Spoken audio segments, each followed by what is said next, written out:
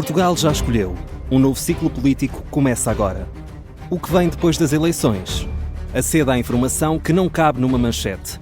Assine hoje, com até 55% de desconto, e habilite-se a ganhar um dos 10 cartões oferta FNAC que temos para oferecer.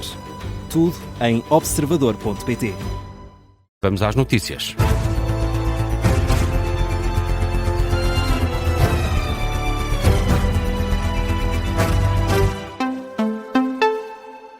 Miguel Videira, muito boa tarde. Vamos às notícias das duas e começamos este jornal com o levantamento da imunidade a André Ventura, isto depois da queixa-crime apresentada por Joaquim Pinto Moreira. A decisão foi tomada hoje na Assembleia da República e de forma unânime todos os deputados votaram a favor. E assim o Parlamento autoriza que o Presidente do Chega responda a uma caixa de difamação apresentada pelo antigo deputado do PSD, Joaquim Pinto Moreira. É preciso recuar a dezembro do ano passado, quando o Ministério Público pediu este levantamento de imunidade parlamentar, em causa as declarações do líder do Chega, numa entrevista à SIC, em que André Ventura disse que Pinto Moreira terá recebido dinheiro para fazer obras e de trocar obras por presentes. Pinto Moreira está envolvido no processo Vortex, foi acusado de 2 crimes de corrupção passiva agravada, um crime de tráfico de influências e um crime de violação de regras urbanísticas. O antigo deputado e também antigo presidente da Câmara de Espinho diz que foi vítima de declarações que prejudicaram gravemente a honra e consideração do antigo autarca.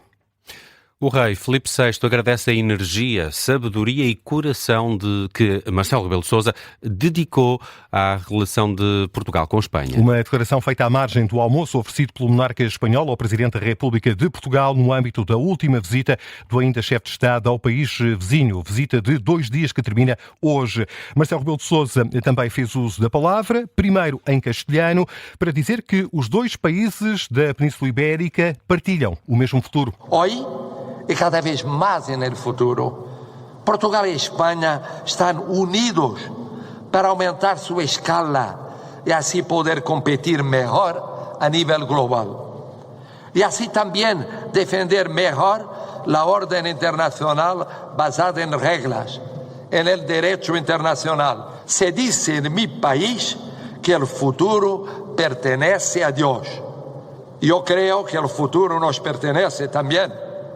É que para ello temos de trabalhar em conjunto. Primeiro em castelhano, depois, já na língua de Camões, Marcelo Rebelo de Sousa dirigiu-se de forma direta ao rei Filipe VI para agradecer a relação mantida ao longo da última década e confessar uma pontinha de inveja. Saibam que na nossa República, Filipe VI e Letícia gozam de um carinho e de uma popularidade que chegou a ser a minha inveja, minha envidia, de tão populares que são os reis na República Portuguesa, que não tem paralelo com qualquer outro estadista europeu. O elogio de Marcelo Rebelo de Sousa aos monarcas espanhóis que ofereceram um almoço oficial ao Presidente da República de Portugal, nesta que é a última visita à Espanha, ainda na qualidade de chefe de Estado. Outra notícia a marcar a atualidade. 2 pessoas ficaram feridas com gravidade na sequência de uma explosão num prédio em Cobre, no concelho de Cascais. Os feridos graves por inalação de fumo são mãe e filho, residentes no andar onde começou o incêndio, foram transportados para o Hospital São Francisco Xavier. Há ainda 5 feridos ligeiros. O prédio de 3 andares foi evacuado, mas os moradores já receberam indicação de que podem regressar. A comandante dos bombeiros de Cascais, Cristina Santos, em declarações à RTP, explicou o que esteve na origem deste incêndio. A causa do incêndio prevê-se que tenha ocorrido, segundo informações prestadas à PSP pelo próprio, numa beata que terá deixado cair num monte de cartão ou papel que tinha dentro da sala. Devido à elevada acumulação dentro do espaço, ele próprio já não conseguiu fazer a extinção, propagando ao resto do cômodo. A comandante Cristina Santos sublinha que a integridade do prédio não está posta em causa. E, Miguel, que seguimos neste jornal com o caso dos adeptos do Benfica, que se envolveram ontem em confrontos com simpatizantes do Sporting, antes de um jogo de futsal entre as duas equipas, e que está hoje a ter desenvolvimento no campo da Justiça. Sim, estão a ser ouvidos, sujeitos a primeiro interrogatório judicial para que lhes sejam aplicadas as medidas de coação, que podem ir do termo de identidade e residência à medida mais gravosa, a prisão preventiva. Ora, estas diligências processuais têm estado a ser acompanhadas ao longo do dia pela repórter do Observador Matilde Malva Sabino. Matilde, há uma hora davas-nos conta que os trabalhos tinham sido interrompidos para almoço. Já foram retomados? Olá de novo, Miguel. Sim, já foram retomados. Pouco depois da 1h30 da tarde entraram primeiro os advogados e uns minutos depois os cerca de 30 suspeitos. Suspeitos esses que chegaram juntos, em grupo, e entraram assim para dentro do edifício F, no campus da Justiça, que é dedicado à pequena criminalidade na primeira instância, onde estão a decorrer desde as 10 da manhã os interrogatórios judiciais. Os adeptos mantêm-se sempre com as caras escondidas, ou com capuchos, ou lenços, óculos de sol, para cada um à sua maneira tenta esconder a identidade e sempre a olhar para o chão. Ainda não tive a oportunidade de falar com nenhum funcionário do tribunal, nem nenhum advogado, para tentar obter esclarecimentos sobre como estão a decorrer estas primeiras diligências e até também para poder confirmar o número ao certo de adeptos que marcaram presença hoje, que estão a marcar presença hoje aqui no Tribunal, frente ao juiz. Sabemos que dos 124 suspeitos que estiveram envolvidos na rixa de ontem, 63 estarão associados ao Benfica e, portanto, foi este o número de pessoas convocadas para estar aqui hoje. Resta saber se vieram todos, mas não só, também ainda não são conhecidas as medidas de coação a serem aplicadas a estes suspeitos. É expectável que sejam divulgadas até ao final do dia. Recordo que o que está aqui em causa é a presumível prática de crime de participação em rixa, entre outros ilícitos conexos, como o uso indevido de pirotecnia.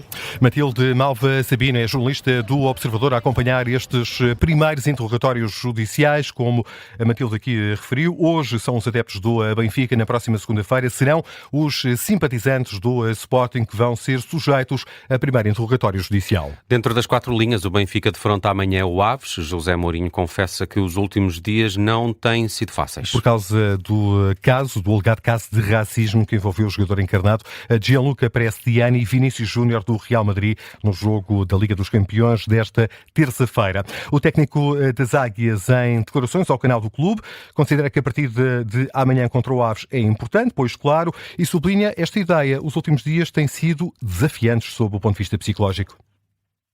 Não tem sido fácil de gerir emocionalmente tudo aquilo que aconteceu e continua a acontecer, mas há jogo amanhã e é jogo importante, jogo que para as nossas ambições, para os nossos sonhos é fundamental ganhar e temos que nos focar e tentar jogar ao mais alto nível.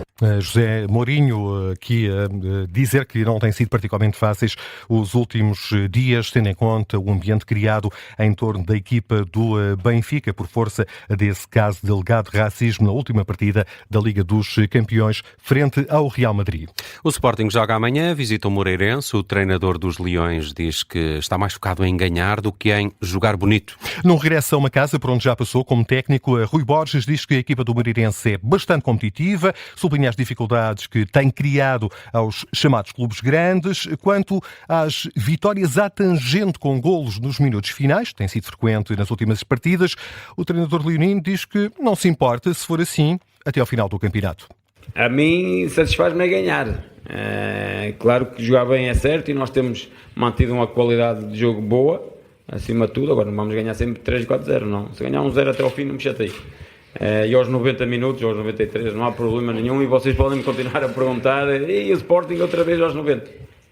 É sinal que estamos em cima da baliza do adversário e estamos mais perto para fazer gol. O plantel do Sporting continua com algumas baixas. Rui Borges não adianta muito sobre a lesão de Bast e deixa a dúvida sobre se o avançado Fotis Ioannidis está ou não em condições de ser convocado. Os jogos de Benfica, Sporting e Porto têm relato aqui na Rádio Observador. A poucos dias de se assinalarem 4 anos da invasão russa à Ucrânia, O jornal britânico The Guardian revela que os serviços secretos ingleses e norte-americanos anteciparam a guerra na Ucrânia. O jornal britânico falou com perto de uma centena de agentes secretos e oficiais de segurança britânicos, americanos e europeus.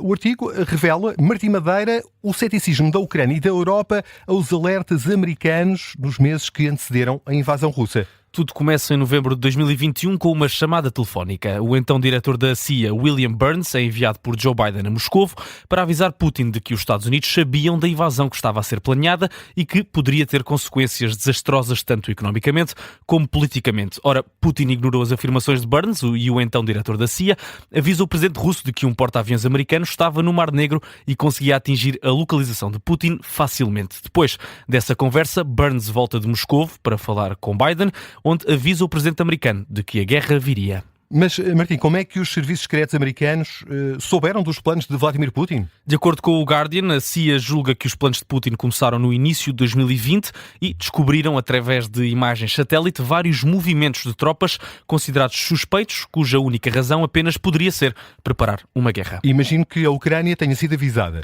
Os alertas por parte dos Estados Unidos foram muitos. O presidente Joe Biden e vários elementos da CIA avisaram várias vezes Volodymyr Zelensky e os restantes serviços secretos europeus, mas foram sempre ignorados. No artigo, um agente europeu explica que a razão para o ceticismo da Europa era o facto de não confiarem nos Estados Unidos, isto por causa do escândalo do Iraque, e acharem também ser uma loucura o plano de invasão de Putin, que acabaria com a introdução de um primeiro-ministro ucraniano, fantoche neste caso. Já Volodymyr Zelensky acreditou sempre que os Estados Unidos estavam a ser alarmistas, apenas para pressionarem a Rússia geopoliticamente, apesar dos chefes do exército ucraniano pedirem para que Zelensky acionasse a lei marcial para pôr em marcha um plano de retaliação. O presidente ucraniano apenas o fez no dia da invasão.